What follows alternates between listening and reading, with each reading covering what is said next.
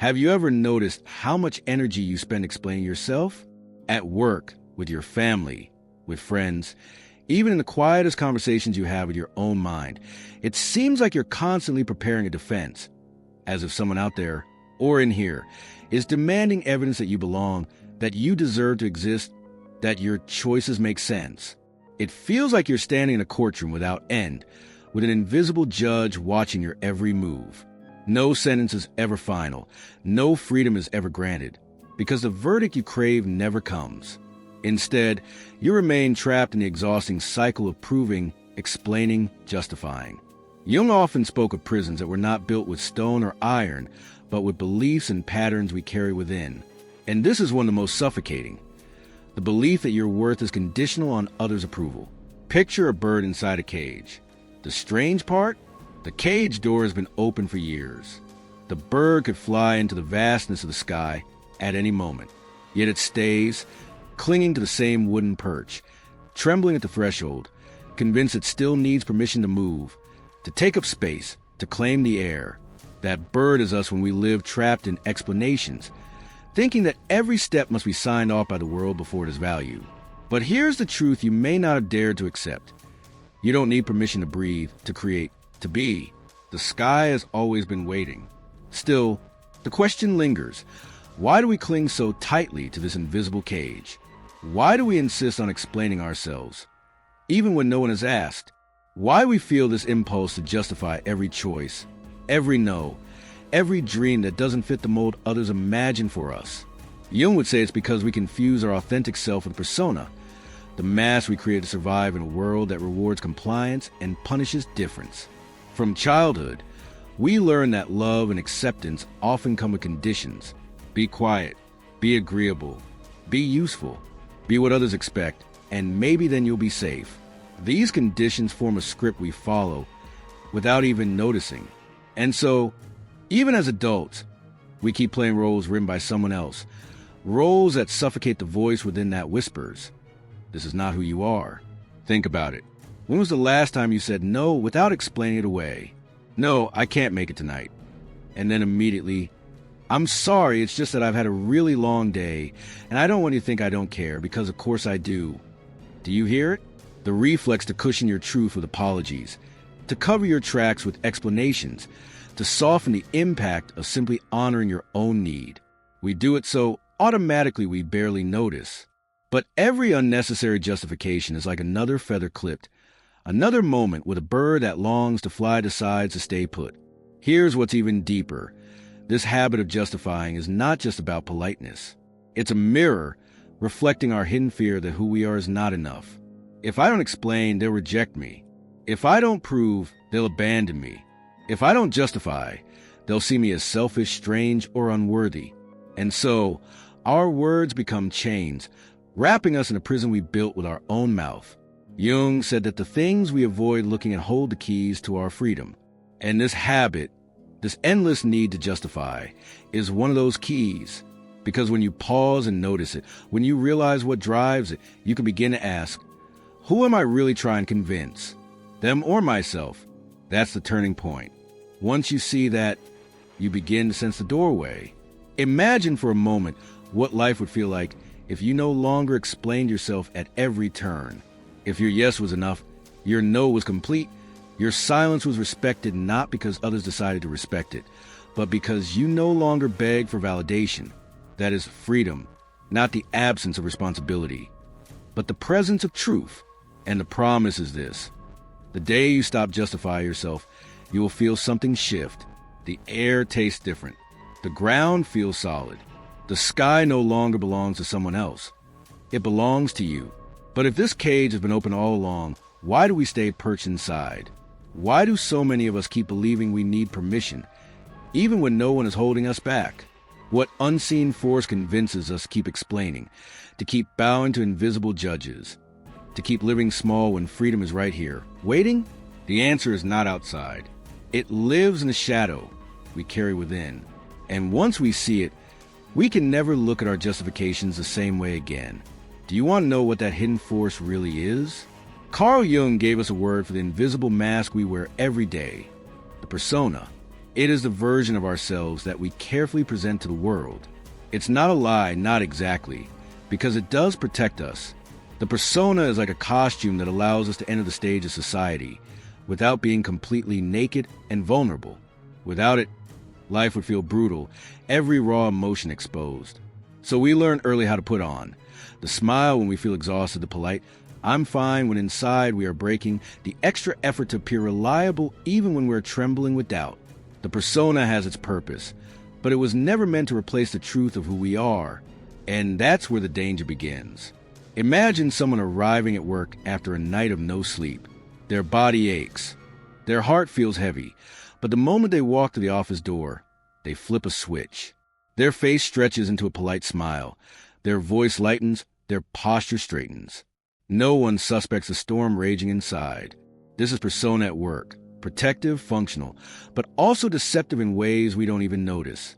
Now imagine living that way not for an hour, not for a day, but for years.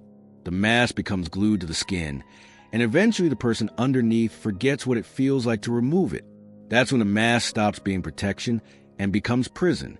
Jung once described a patient who apologized constantly, apologized for being late, for speaking, even for breathing too loudly. His entire sense of worth was tied to the belief that his existence was an inconvenience unless justified. Think about that. Every word, every gesture, filtered through the desperate need for permission. He had so identified with the persona of the polite, harmless one that he lost touch with the man behind it. And here's the haunting part. How different is he from us? Don't we also live as if our presence requires constant explanation? Look closer at your own life. How many times do you explain something small, almost meaningless, just so others won't misunderstand you? You choose to stay home on a Friday night and say, "I'm sorry, I just need rest. Don't think I don't like you." You wear something simple and immediately defend yourself. "I didn't have time. I know it's not great." You say no to a request, but then feel compelled to write an essay of reasons to prove you're not selfish. Do you hear it? That's the mask speaking. That's persona demanding approval. Every justification is another string that tightens around your spirit. Here's the paradox. The persona is necessary, but it's not the whole story. It's like a tool. You wear like a uniform when the role requires it, but then you must take it off and breathe. When the tool becomes a master, it crushes you. Imagine trying to sleep while wearing heavy armor. At first it feels protective, but eventually it suffocates you. That's life when you confuse persona with identity. The world may clap for performance, but the actor inside begins to starve. Jung warned that when we over-identify with persona, we silence everything that doesn't fit the mask. And where does all that silence material go? The anger that you swallow, the sadness you hide, the impulses you suppress. They don't vanish. They slip into the unconscious. They gather like shadows behind the mask, waiting for the moment to break through.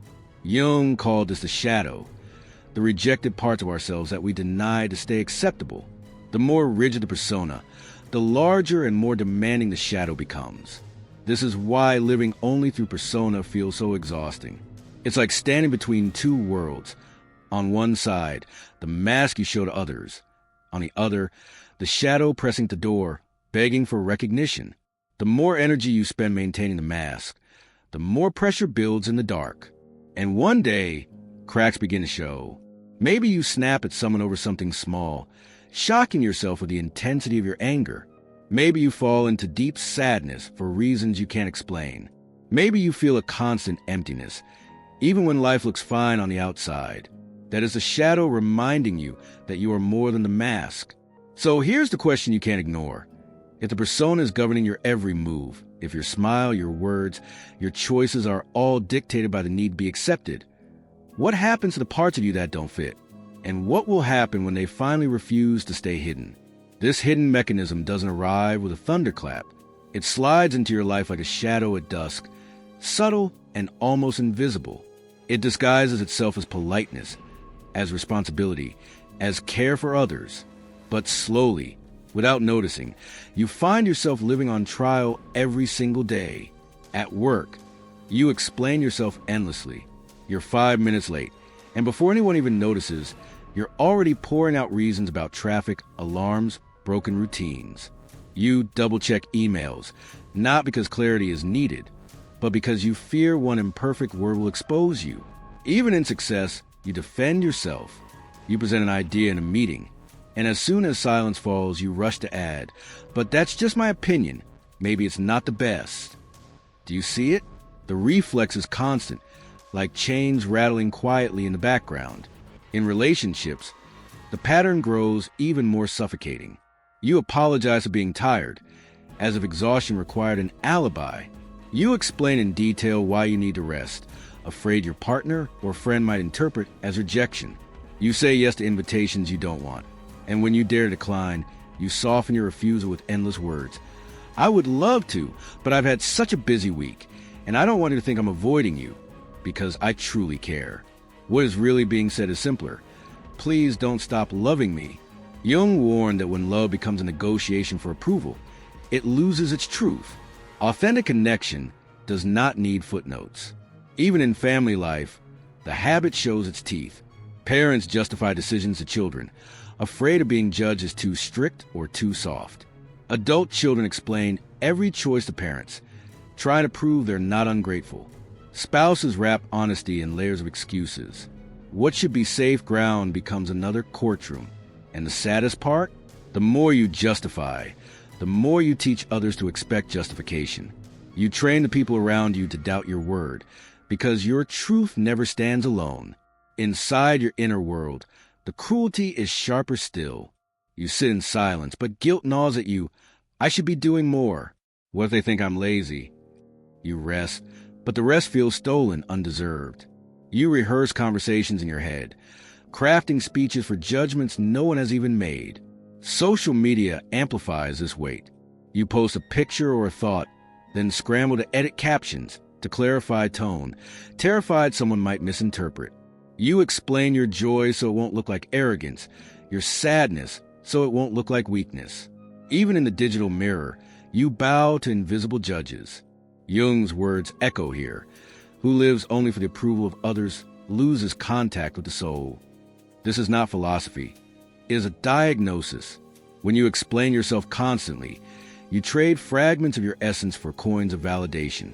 Over time, the mirror cracks. You see pieces of yourself reflected, smiling, apologizing, performing, but the whole truth disappears. Here's a painful truth. Explaining too much feels like kindness, but it is fear in disguise. Fear of rejection, fear of abandonment, fear of being seen as unworthy. Each unnecessary sorry is a link in invisible chains. Each long justification is another brick in the wall between you and your authenticity. Slowly, fear becomes the architect of your identity. You forget how to rest without guilt, how to say no without trembling, how to let silence speak for itself. But there is hope, and it begins small. Try this. The next time you decline an invitation, resist the urge to pile on excuses. Simply say, "No, thank you," and let it breathe. When guilt whispers that silence is laziness, place your hand on your heart and say aloud, "Rest is sacred." When you feel the reflex to send another apologetic text, write in a journal instead. Then cross out every word that wasn't truly needed. These practices may seem small, but they are cracks in the walls of your invisible prison. Each pause, each breath, each withheld excuse is an act of freedom. Yet here lies the danger most people ignore until the damage is done. Living this way doesn't just drain energy, it reshapes your very identity. You become a character in someone else's play, speaking lines you didn't choose. And while you perform tirelessly, something else grows in the dark. The shadow, the unexpressed grief, the buried anger, the silenced dreams, presses harder against the walls. It waits for the moment your mask slips. And when it does, the flood will come. The question is not if the shadow will rise, but when. When we justify ourselves too much, something subtle but devastating happens. We begin to lose our own voice. At first, it seems harmless. Just a few extra words here and there, an apology that softens the edges, an explanation to avoid misunderstanding. But slowly, almost without noticing, you realize you no longer know how to speak from the center of who you are. Every word feels filtered, rehearsed, edited to pass through invisible judges. It's like writing your life in pencil and handing others the eraser, hoping they will approve of your script. The tragedy is that in the process of explaining yourself, you erase yourself. The more explanations you give, the more it feels like you are living in debt, an unpayable balance that follows you everywhere. You wake up with the sense that you already owe the world proof that you deserve this day. Even in moments of success, instead of resting in joy, you prepare speeches to justify why you succeeded. Life becomes a constant negotiation, a trade of your inner peace for scraps of acceptance. And what happens when a person lives always in debt? They never rest. They never belong to themselves. The result is isolation. You pull away from your own soul because it no longer feels safe to be yourself. You pull away from others too, because deep down you cannot tell if they love you or the mask you've been showing them.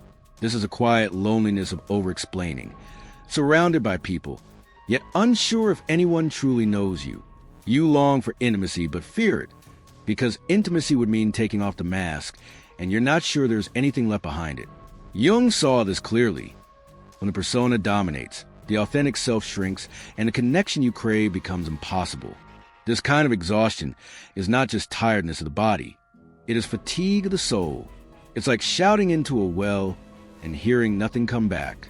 The more you explain, the more you pour words into the darkness, and the silence that answers you feels unbearable.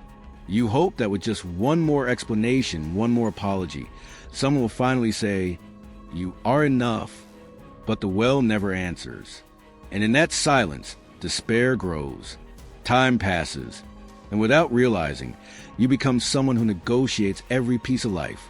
Every joy must be justified, every limit defended, every breath accounted for. And the most painful part is not what others do. It's what you begin to believe. You start to think this is the only way to exist, that love is conditional, that acceptance is purchased, that peace must always be bargained for. The mask feels permanent. The debt feels eternal. You begin to live as though freedom were a fantasy reserved for others, not for you. Picture a bird flying in circles inside a cage, even though the door has been open for years. The bird no longer believes in the sky. That is what happens when you justify too much. The cage is no longer outside. It lives in your mind. The danger here is immense, because a person who forgets their own voice risks losing themselves entirely. And when you lose yourself, even love cannot reach you, because you no longer know how to receive it.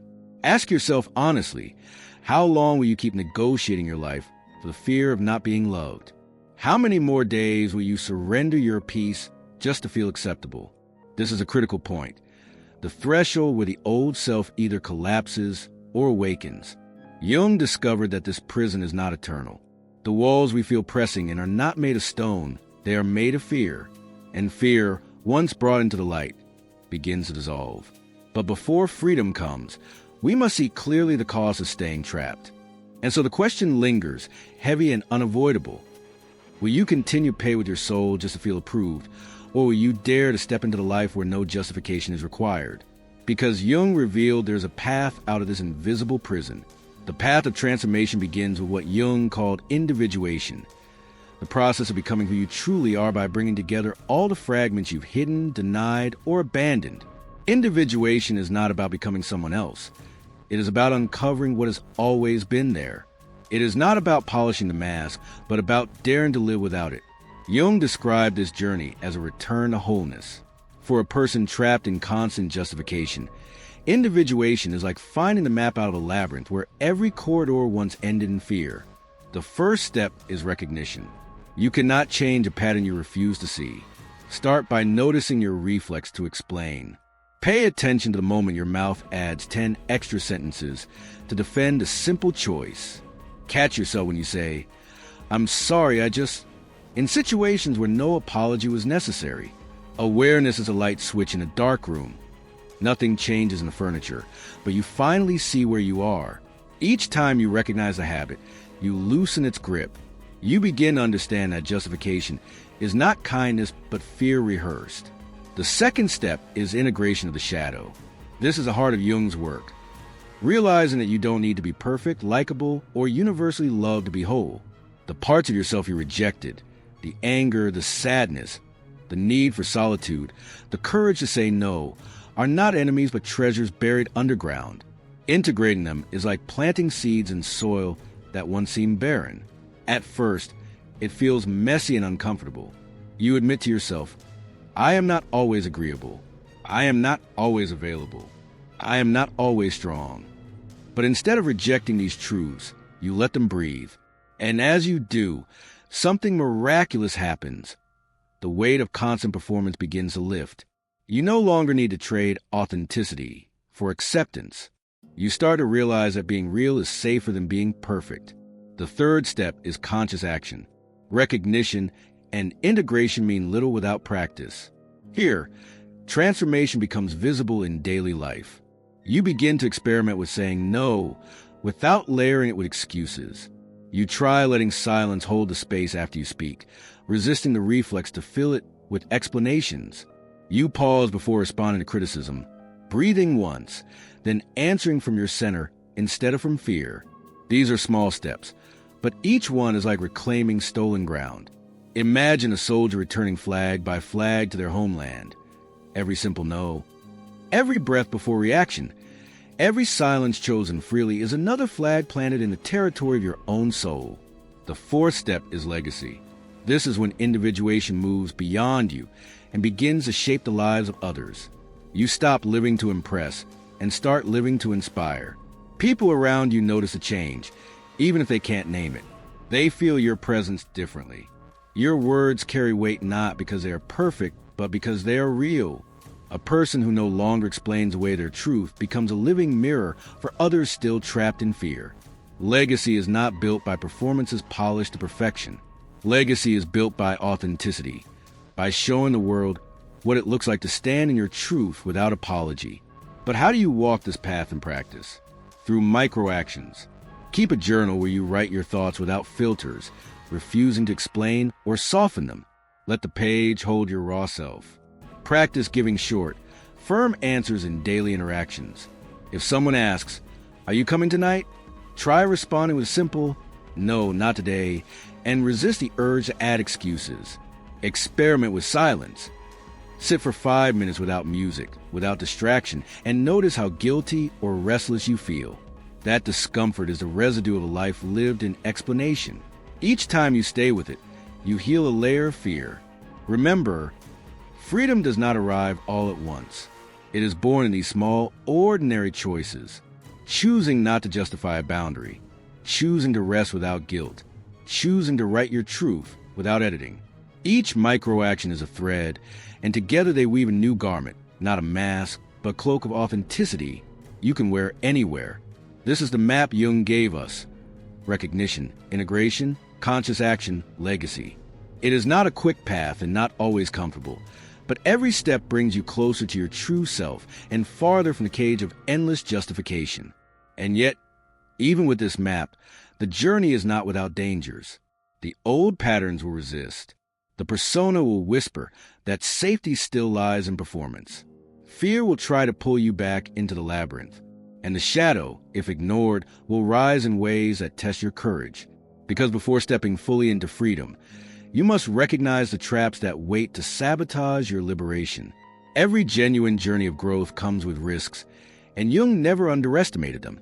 The ego, he said, is a master disguise, capable of dressing up old patterns in new clothes and calling them progress. When you decide to stop justifying yourself, the battle does not end. It changes form. Suddenly, what once felt like freedom can become another mask if you are not careful. That is why awareness of the traps along the way is essential. The first trap is ego inflation. Here, authenticity is twisted into arrogance. You stop explaining yourself and mistake that for superiority. "I don't justify myself anymore" becomes an excuse to silence others, to bulldoze conversations, to confuse strength with hardness. You wear your truth like a sword, cutting instead of standing firm. But real authenticity is never violence. It is rootedness. A tree does not need to scream to prove it is strong. Its quiet presence speaks for itself. Jung warned that if the ego hijacks individuation, it builds a new prison, one made not of fear, but of pride. The second trap is isolation. In the thrill of freedom, You may decide the safest way to keep it is to detach from everyone. You avoid connection, convinced that being whole means being alone. But individuation does not mean exile. It is not the path of a hermit who rejects the world. It is a path of someone who brings their true self into the world. Freedom that cuts every tie is not freedom. It is fear wearing a different mask. Imagine a bird that escapes a cage only to fly into a desert where nothing grows. Yes, it is free, but it is starving. Real wholeness includes community, love, and relationship. The third trap is the savior complex. You no longer justify your own choices, but you keep carrying the weight of others. You think, if I don't rescue them, who will? And so you justify their mistakes, cover their responsibilities, bleed yourself dry to prove you are loyal. But this is just another form of self-erasure. Jung taught that individuation does not mean saving the world. It means standing so fully in your own being that others see what is possible. You are not here to carry every burden. You are here to live your truth so clearly that it lights the path for others to carry themselves. The fourth trap is regression. Growth is not a straight road. It is a spiral. Old habits circle back, testing whether you've truly learned. You say no, but someone frowns and instantly the old reflex awakens. You explain, defend, apologize. You find yourself shrinking again as though all the progress was lost. But Jung would remind you, falling back is not failure. It is part of the dance. Just as waves retreat before they advance, regression prepares the next step of growth. The key is not to condemn yourself when you slip, but to notice it and return again to the center. There are subtler traps. 2. Comparison. Looking at others on their journey and feeling you must justify why you're not as far. Spiritual bypassing. Using lofty words like, I'm free, while secretly avoiding your wounds. Even perfectionism can sneak back in whispering, you must do individuation perfectly. But individuation is not about perfection. It is about truth, lived moment by moment, imperfect and human. Myth offers us a mirror here. Consider Icarus, who was given wings of wax and feathers. He flew, ecstatic with freedom, but forgot the measure of balance. Rising too high, he melted in the heat of the sun and fell. Growth without humility leads to the same fall. Freedom without awareness collapses into ruin. The lesson is clear. You are meant to fly, yes, but with balance, with wisdom, with the humility to remember that wings are fragile when handled without care. Knowing these traps should not create fear. It should create clarity. When arrogance whispers, you owe nothing to anyone, pause and ask, am I honoring myself or am I dismissing others? When isolation tempts you, remember, individuation is not separation. It is connection through truth. When the savior reflex rises, place your hand on your chest and remind yourself, I am responsible for my soul, not for carrying the world. And when regression pulls you back, breathe and repeat. Falling is part of rising. These traps are not proof you are failing. They are proof you are walking the path. To face them is to strengthen the muscles of freedom. To overcome them is to peel away another false layer, to break another invisible chain. And when you pass through them, something extraordinary begins to stir. The prison door that once seemed locked opens wider. The old self that lived in fear begins to dissolve. And from the fragments, a new self starts to rise. Because beyond the traps, beyond the ego's tricks, beyond the pull of old fears, waits the rebirth of your true self. This is the moment of turning, the climax of the entire journey. After years of explaining, apologizing, shrinking yourself to fit the expectations of others, you discover something astonishing. The prison was never real. The day you stop justifying your life is the day you finally breathe freely. Not a shallow breath, tight with fear, but a deep, spacious breath that fills your whole being. It feels like standing on a mountaintop after years in a cave, like sunlight flooding a room that had been locked in shadow. You realize that you do not need permission to exist. You never did. Imagine holding chains for so long that the weight feels like part of your body. You rattle them, cry about them, believe they define you. And then, one morning, you notice the chains have always been open. You were free, but habit kept you bound. That is what happens when you awaken from justification. The chains dissolve into dust. Picture a river dammed for decades. The water slows, almost forgets its strength. But cracks appear, then a surge, and suddenly the current bursts through with unstoppable force. That river is your soul once you stop negotiating for permission. Or think of wings folded for too long, trembling with doubt. One day, you dare to open them. They stretch wide, catching the air, and for the first time you rise. The sky does not question you. It welcomes you. This is rebirth, not becoming someone new, but remembering you were always meant to fly. Rebirth feels like dawn. After the longest night, the horizon blushes with light. You see colors that darkness had hidden: gold, violet, crimson. That is what happens inside you. Your yes is enough. Your no is complete. Your silence is no longer emptiness, but sanctuary.